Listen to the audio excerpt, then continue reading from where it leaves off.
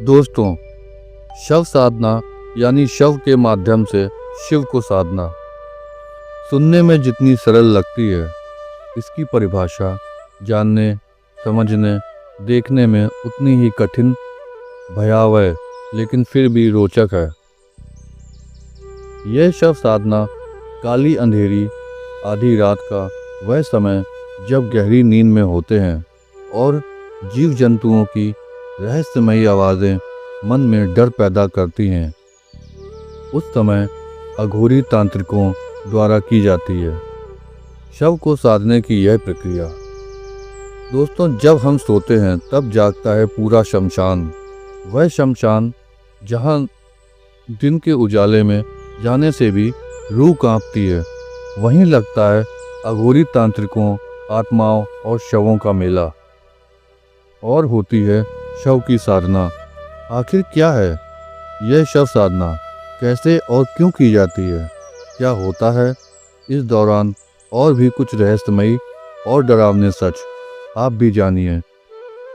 अघोरियों द्वारा खास तौर से शमशान में 3 प्रकार की साधनाएं की जाती हैं, जिनमें शमशान साधना, शव साधना और शिव साधना शामिल हैं। प्रमुख रूप से इन साधनाओं को अघोरी प्रसिद्ध शक्तिपीठों जैसे कामाख्या शक्तिपीठ, तारापीठ, बगलामुखी या भैरव आदि स्थानों पर करते हैं।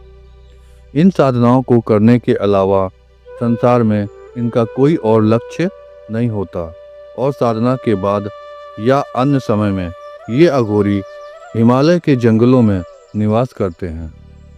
इन्हें साधारण तौर पर देखा भी नहीं जा सकता, ना ही ये अघोरी तांत्रिक समाज में शामिल होते हैं। परंतु सिंहस्थ या कुंभ के समय इनके दर्शन आसानी से किए जा सकते हैं। शव साधना का अर्थ है शमशान में स्वयं के शरीर की अनुभूति को शव के समान निस्तत्व करके अपने उद्देश्य की मानसिक रूप से साधना करना। अघोरियों द्वारा की जाने वाली शमशान साधना में शमशान को जगाकर साधना की जाती है। शव साधना के लिए किसी शव का होना आवश्यक है। अघोरी यदि पुरुष है तो उसे साधना के लिए स्त्री के शव की आवश्यकता होगी, और यदि अघोरी स्त्री है तो शव साधना के लिए पुरुष का शव आवश्यक है। परंतु शव का चयन करते समय इस बात का विशेष ध्यान रखना आवश्यक है कि शव किस श्रेणी का है।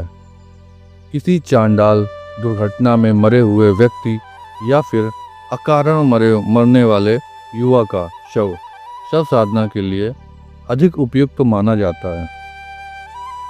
शव साधना विशेष समय काल में और भी महत्वपूर्ण हो जाती है। कृष्ण पक्ष की अमावस्या या शुक्ल पक्ष अथवा कृष्ण पक्ष की चतुर्दशी वाले दिन यह बेहद महत्वपूर्ण होती है। इसके साथ यदि मंगलवार का संयोग हो, यह सोने पर सुहागे के समान है। कहा जाता है कि शव साधना आसान नहीं है। इस साधना को करते समय शमशान में कई दृश्य और अदृश्य बाधाएं आती हैं, जिन्हें हटाना एक सिद्ध और जानकार अघोरी अच्छी तरह से जानता है। साधना के पूर्व ही अघोरी को संबंधित स्थान को भूत प्रेतों और अन्य बाधाओं से सुरक्षित रखना होता है, ताकि वे साधना के बीच में विघ्न पैदा ना कर सकें। इसके लिए अग्नि तो होती ही है। अघोरी मंत्रोच्चार करते हुए आसपास एक लकीर खींचते हुए एक घेरा बनाता है और साथ ही तुतई बजाता है, जिससे भूत प्रेत या कोई भी बाधा प्रवेश न कर सके। इसके बाद विधि विधान से साधना आरंभ की जाती है। जिस शव की साधना की जानी है उसे स्नान करवाकर कपड़े से पोंछकर उस पर सुगंधित तेलों का छिड़काव किया जाता है। लाल चंदन का लेप किया जाता है। शव के उदर पर यंत्र बनाकर उदर पर बैठकर यह साधना की जाती है। साधना में लगातार मंत्रोच्चार और क्रिया जारी रहती है। शव साधना में विशेष बात यह है कि यह साधना उपयोग किए जा रहे शव की मर्जी से होना आवश्यक है। अन्यथा यह मुसीबत भी बन सकती है। दोस्तों, भोग स्वरूप बकरे या मुर्गे की बलि देने के साथ ही शराब चढ़ाना भी अनिवार्य होता है। शव को भी यह चीजें अर्पित की जाती हैं। कुछ ही समय में देखते ही देखते यह भोग समाप्त हो जाता है। इस साधना के पूर्ण होते होते मुर्दा या शव भी बोलने लगता है। साधना पूर्ण होने पर साधक वह सिद्धि प्राप्त कर लेता है जिसके लिए वह शव साधना कर रहा था।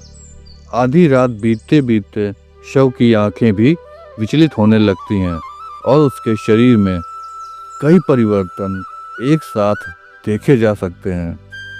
लेकिन इन भयावह और खतरनाक दृश्यों को देखते हुए भी साधक का मन लक्ष्य से नहीं हटना चाहिए। उसे मंत्रोच्चार जारी रखते हुए ताकि साधना को पूर्ण किया जा सके। दोस्तों, आज का यह विषय यहीं पर समाप्त होता है। यह पोस्ट अच्छा लगा हो तो इसे लाइक करें, चैनल को भी सब्सक्राइब करें और ऐसे पोस्ट पढ़ने के लिए हमसे जुड़े रहें। ओम नमः शिवाय मित्रों, राधे राधे।